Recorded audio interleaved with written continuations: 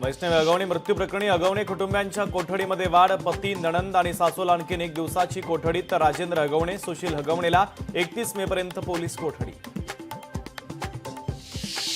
अगवणेच्या वकिलाकडून वैष्णवीच्या चारित्र्यावर बोट. वैष्णवीचे नको त्या व्यक्तीसोबत संबंध होते, समोरून नकार आला म्हणून आत्महत्या केली असेल, अगवणेच्या वकिलांचा युक्तिवाद.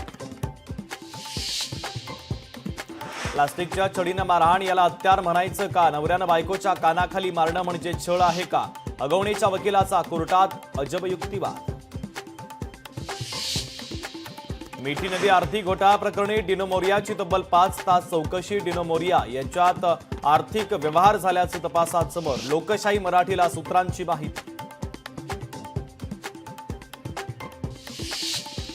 पाकिस्तान सीमेवरील राज्यांना सतर्कतेचा इशारा. जम्मू काश्मीर, राजस्थान, गुजरात, हरियाणामध्ये उद्या मॉक ड्रिल. पाकिस्तान सीमेवरील राज्यांमध्ये उद्या सायरन वाजवणार.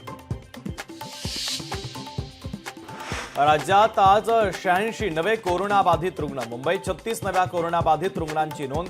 राज्यात सध्या कोरोनाचे 383 सक्रिय रुग्ण.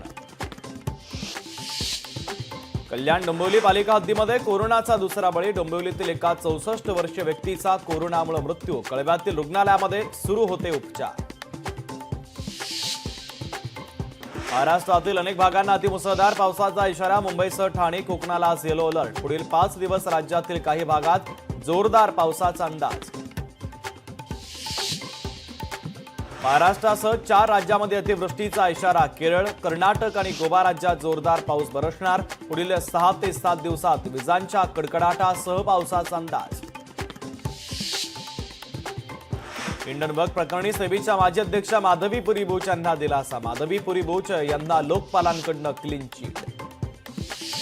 हमासचा गाझा प्रमुख मोहम्मद सिनवार ठार. इस्रायलच्या पंतप्रधानांकडून घोषणा. तर मोहम्मद सिनवार याच्या मृत्यूबद्दल हमासकडून मात्र अद्याप कोणतीही अधिकृत पुष्टी नाही.